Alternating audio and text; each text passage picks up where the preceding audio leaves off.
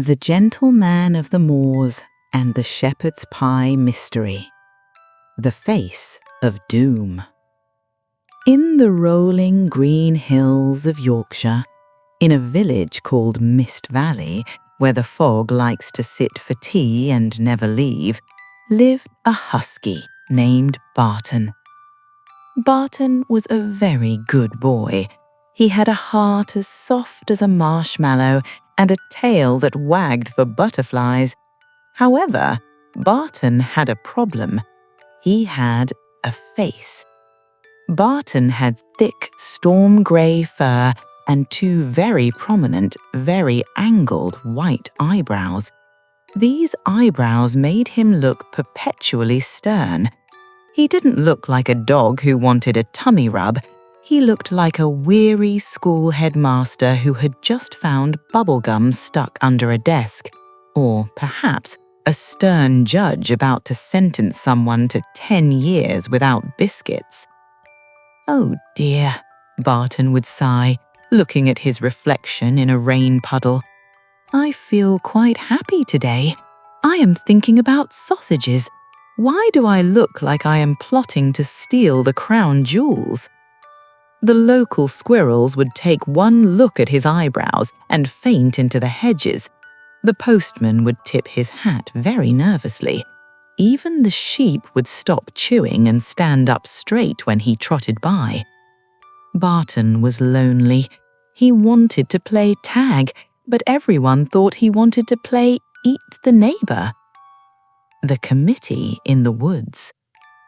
One Tuesday afternoon, while taking a polite stroll through the ancient woods to smell the bluebells, Barton stumbled upon a very chaotic scene. Tumbling out of a fern bush came 3 wolf cubs. There was Buster, who was small but walked with his chest puffed out like a pigeon. There was Dash, who was skinny and vibrated with energy like a coiled spring. And there was Pudding, who was shaped exactly like a tea cake and mould more than he walked.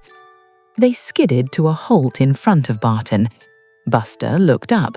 He saw the grey fur, he saw the pointy ears, and then he saw the eyebrows. "Blimey," Buster gasped.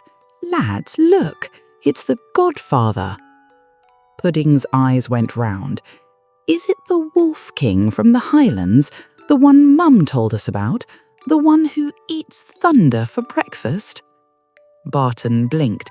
He opened his mouth to say, "Actually, I had kibble for breakfast," but Buster interrupted. "Oh, great one." Buster bowed low. "We are the Wolf Committee. We are planning a legendary heist. We are going to pinch the fat chickens from Barnaby's farm. Join us. You can be the mastermind. With a scary face like that, the chickens will surrender immediately." A question of ethics. Barton sat down on his haunches. He looked at the scruffy, hungry cubs. "Stealing chickens?" Barton said, his voice deep and rumbly. "Oh, chaps, that is incredibly ungentlemanly." The cubs froze. "Ungentlemanly?" squeaked Dash. "Precisely," Barton said, adjusting his paws. "You see, chickens have a contract. They lay eggs, and the farmer provides them with a warm coop and grain. If you steal them, you are breaking the rules of society. It's just not cricket." Buster narrowed his eyes. He circled Barton suspiciously. "Cousin, you talk funny. You sound like a poodle. Wolves don't care about cricket. We care about lunch." "There are other ways to get lunch," Barton said wisely. "Ways that don't involve upsetting Mrs. Cluckington." "He's gone soft," declared Buster. "He's been living with the humans too long. He's going to snitch on us." "Get him," shouted Dash. Before Barton could say, "Excuse me," the 3 cubs swarmed him. They were small, but they were tricky. They grabbed a long vine of tough ivy and ran circles around him. Round and round they went, tying Barton's legs to the trunk of a crooked oak tree. "We'll leave you here to think about your manners," Buster shouted, trying to sound tough. "Come on, lads, to the chicken coop. Tally-ho!" And they scampered off, leaving poor Barton trussed up like a holiday turkey. Professor Peck's procedure. Barton let out a classic miserable husky howl. A woo! Cough. Oh, bother. If you are quite finished serenading the fungus, I am trying to concentrate. Barton looked up. Perched on a branch was Professor Peck, a woodpecker wearing spectacles made of twisted grass. He looked at the ivy knots with deep disapproval. "Terrible," Peck tutted.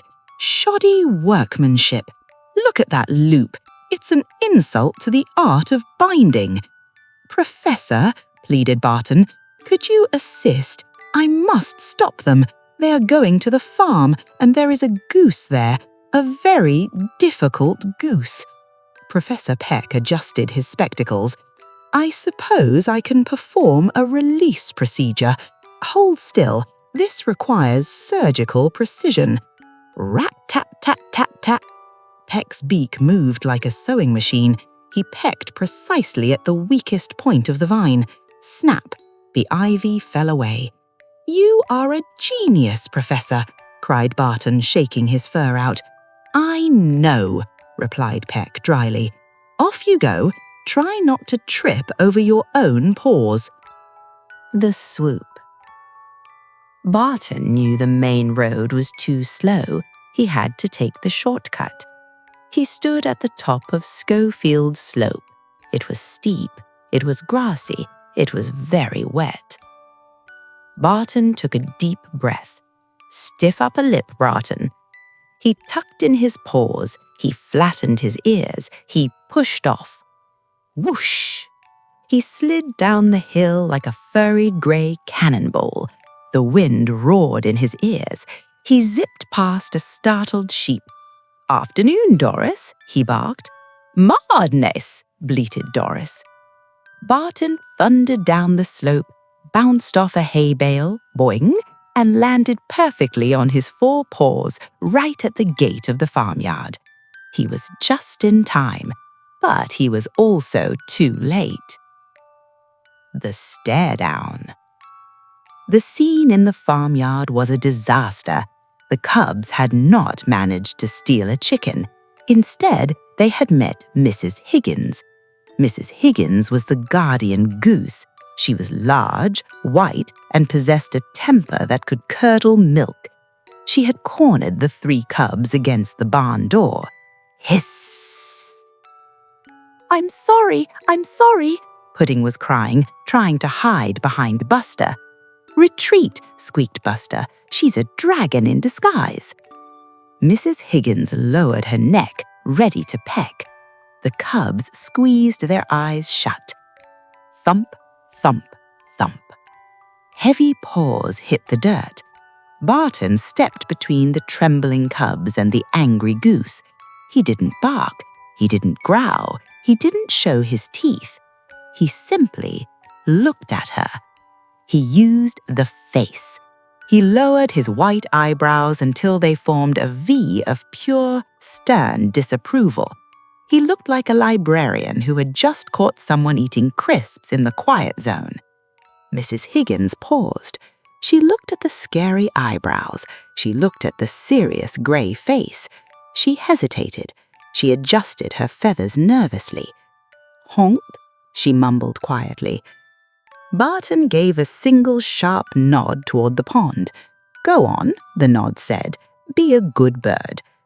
Mrs. Higgins decided she had urgent business elsewhere and waddled away muttering to herself. Earning the shepherd's pie. Barton turned to the cubs. They were shaking like leaves in a gale. We thought we were goners," Dash whispered. Barton sighed, his face softening just a fraction. "That, my young friends, is why we do not steal. It is dangerous and it is rude." Pudding's tummy gave a loud, sad rumble. Gurgle, gurgle. "But we're so hungry," Pudding sniffled. "We haven't eaten since Tuesday." Barton looked at them. He knew he couldn't just lecture them. A lecture doesn't fill a tummy. "Listen to me," said Barton gently. "Do you see that vegetable patch over there?" The cubs looked. "The one with the carrots?" "Yes," said Barton. "The farmer has a problem. Wild rabbits keep eating his prize-winning carrots. If you three can patrol the garden, just chase them away, mind you, no hurting them, I dare say we might find a reward." Buster wiped his nose. "A job like working dogs?" "Like noble guardians," Barton corrected. The cubs looked at each other. Then they nodded. For the next 20 minutes, the Wolf Committee became the Garden Guard. They zipped around the carrots. They woofed at the bunnies. They felt important. They felt useful. When the garden was clear, Barton led them to the back porch. There, in a shiny metal bowl, was Barton's dinner that the farmer had left out. It was shepherd's pie, rich minced lamb with gravy, topped with a golden, fluffy cloud of mashed potatoes. Is that for us?" Pudding asked, drooling. "It is for us," Barton said. "I am sharing, because today you didn't act like bandits. You acted like gentlemen." Barton nudged the bowl forward. The 3 cubs ate with gusto. It was the best meal of their lives. It tasted of warmth and gravy and honest work. The Moonlit Lesson.